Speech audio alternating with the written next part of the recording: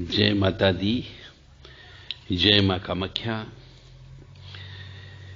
मां भगवती जगत जननी आद्यशक्ति भवानी महाकाली, दक्षिण काली, कंकाली काली, भद्रकाली, मसान काली आपको सुखी रखे, स्वस्थ रखे, प्रसन्न रखे। काली काली महाकाली, काली के पाप नाशिनी, खड़ग हस्ते मुंड हस्ते, काली काली नमस्तुते। बहुत से मनुष्य मां भगवती आद्यशक्ति काली मां से प्रेम करते हैं, पूजते हैं, मंदिर बनाते हैं, हवन यज्ञ अनुष्ठान भी करते हैं।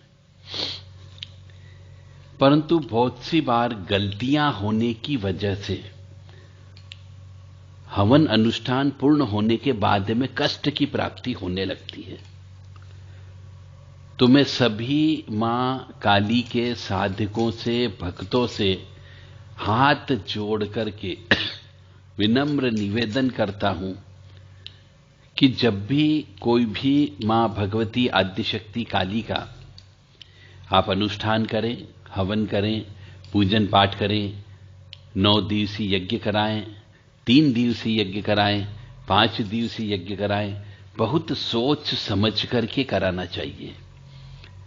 क्योंकि जब भी मां काली का अनुष्ठान करते हैं तो चाहे वो किसी भी जाति धर्म का मनुष्य हो, उसे बलि देना अनिवार्य होता है। बलि नहीं देने पर अनुष्ठान पूर्ण होने के बाद में उसके घर में, उसके परिवार में कष्टों का अंबार लग जाता है। इस बात का अवश्य ध्यान रखें। और बलि है नाग बलि नहीं, गन्ने की बलि नहीं, भूरे कद्दू की बलि नहीं, ओरिजिनल बकरे की बलि देना होती है। तो काली मां प्रसन्न होती है, क्योंकि आप उनको अनुष्ठान के माध्यम से, यज्ञ के माध्यम से, मंत्रोच्चारण के माध्यम से बुलाते हैं, तो बलि देना अनिवार्य होता है। और जब भी मां भगवती आदिशक्ति काली की पूजन अर्चन करते हैं, अनुष्ठान कराते हैं, तो उस समय काली कवच, काली सहस्रनाम, काली अष्टोत्तर शतनाम, काली हृदय स्तोत्र, इनका पाठ रोजाना करना चाहिए। यज्ञ पूर्ण होने के बाद में भूरे कद्दू की बलि, नींबू की बलि, नारियल की बलि, गन्ने की बलि और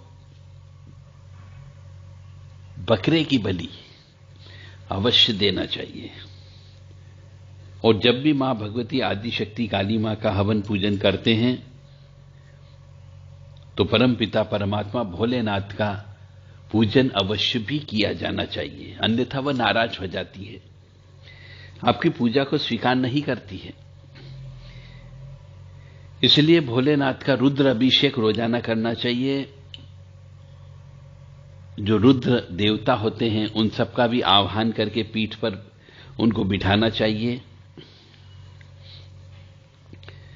और रोजाना विधि विधान से शिव तांडव स्तोत्र या शिव जी की अन्य स्तुतियों का पाठ, गायन अवश्य करना चाहिए।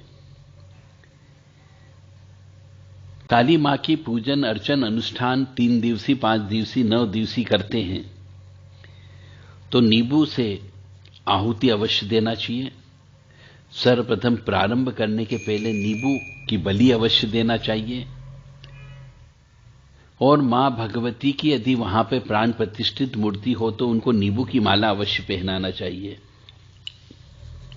नींबू से ही हवन करें, नारियल से हवन करें, अनार से हवन करें, लौंग से हवन करें, पीली सरसों से हवन करें, काली राई से हवन करें, काली मिर्ची से हवन करें, काली जीरी से हवन करें। क्योंकि ये सब चीजें मां भगवती आदिशक्ति काली मां को बड़ी प्रसन्न होती हैं।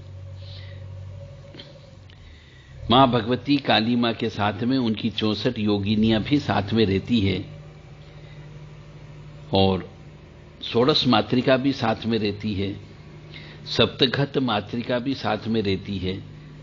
तो उनके नाम से भी रोजाना जब तक अनुष्ठान चले काली मां का, इनके नाम से भी आहुति देना, प्रतिदिन आहुति देना चाहिए। और इनकी आहुति भी उग्र सामग्री से देना चाहिए। और यदि आप कृपा प्राप्ति के लिए करते हैं तो खीर से आहुति, हलवे से आहुति देना चाहिए। अनार तो अवश्य देना ही देना चाहिए।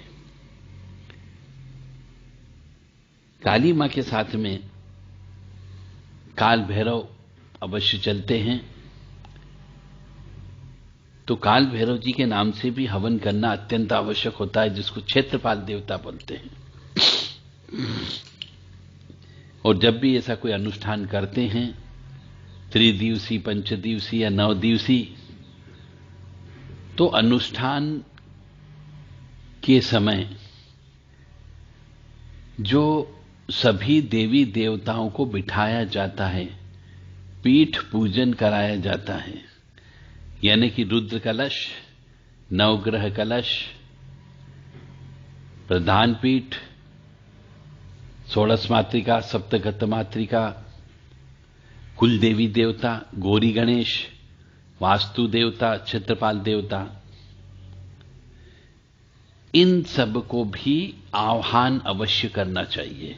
और इनके नाम से भी रोजाना हवन करना चाहिए, पूजन करना चाहिए। और पंचोपचार पूजन तो रोजाना करना ही करना है। और जिस दिन अनुष्ठान पूर्ण होता है, क्षेत्रपाल देवता की विदाई विधि विधान से करें। जो भी सामान लगता है वो सब सामान का प्रयोग अवश्य करें।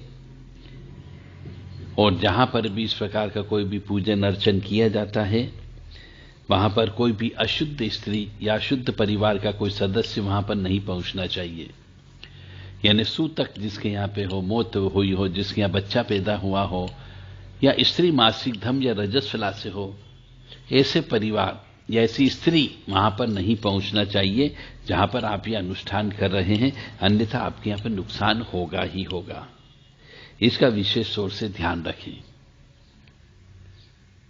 और यह अनुष्ठान किसी मंदिर में करें तो ज्यादा अच्छा होता है, एकांत स्थान में करें तो ज्यादा अच्छा होता है। यज्ञशाला अवश्य बनाना चाहिए। और यज्ञशाला नहीं बना रहे हो तो नदी किनारे भी आप ये अनुष्ठान पूर्ण कर सकते हैं। काली काली महाकाली, काली के पाप नाशिनी, खड़ग हस्ते मुंड हस्ते, काली काली नमस्तुते। काली काली महाकाली, काली के परमेश्वरी, सर्वानंद करी देवी, नारायणी नमस्तुते। ओम होम काली महाकाली किलकिले फट, क्रीम क्रीम क्रीम ह्रीम ह्रीम होम होम। दक्षिण काली के क्रीम क्रीम क्रीम ह्रीम ह्रीम होम होम, क्रीम क्रीम क्रीम ह्रीम ह्रीम होम होम। भय भद्र काली के भय, क्रीम क्रीम क्रीम ह्रीम ह्रीम होम होम, क्रीम क्रीम क्रीम ह्रीम ह्रीम होम होम। शमशान काली के क्रीम क्रीम क्रीम ह्रीम ह्रीम होम होम। इस प्रकार से मां काली मां के जो मंत्र हैं उनका जप करना चाहिए, हवन भी कराना चाहिए। ओम ऐं ह्रीं सिं भद्रकाल्ये नमो नमः। ओम ऐं ह्रीं सिं कालरात्रि देव्ये नमो नमः। यानी काली मां से संबंधित जो भी शक्तियां हैं उन सबका आह्वान भी इसमें करना अनिवार्य होता है। महाकाली, महालक्ष्मी, महासरस्वती तीनों को प्रधान पीठ पर बैठाया जाता है। और प्रधान पीठ पर एक खप्पर में शहद रखना चाहिए और दूसरे खप्पर में घी भर करके रखना चाहिए।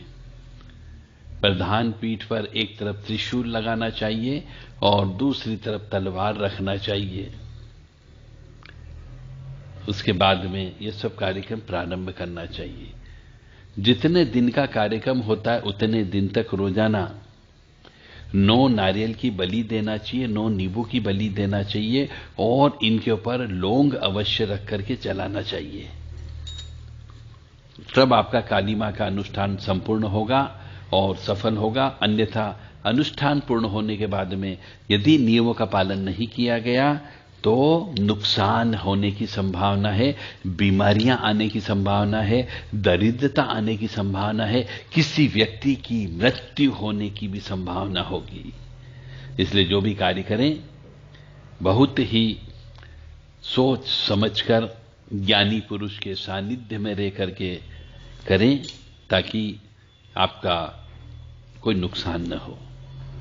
जय माता दी, जय मां कामाख्या।